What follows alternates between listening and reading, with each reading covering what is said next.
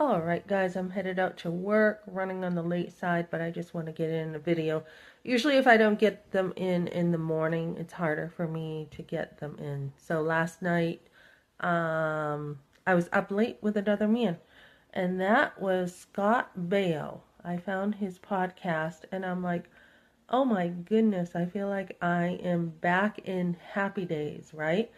Because who did not grow up with Happy Days in the you know, late 70s, 80s, right? That was my time period, one of the best time periods to be growing up in America. And actually, he was talking about his childhood and how it used to be. And I think a lot of us could relate in the comments that back in that time era, you could run around. He talked about how he ran around in his neighborhood.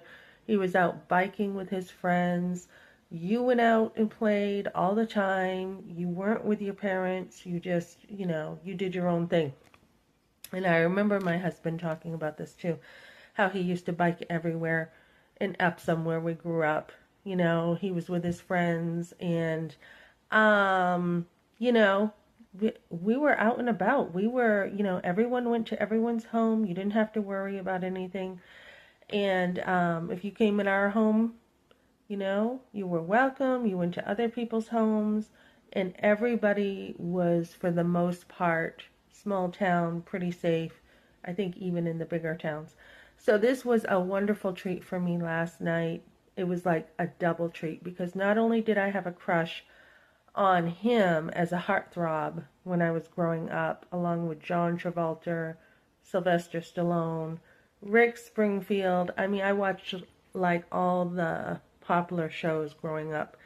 Um, but I've grown up since then. So it's cool to go back and get hit with something from the past and be like, oh my goodness, I forgot about Happy Days. I forgot about the Fonz. I forgot about, Scott Baio and all this stuff. So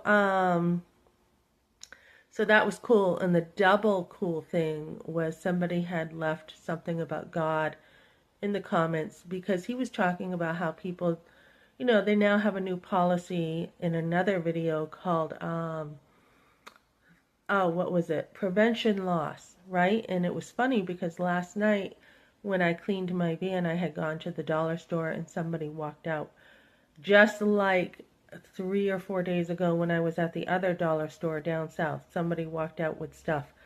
And I had said to the guy at the register, aren't you going to do something? And he's like, no, we can't.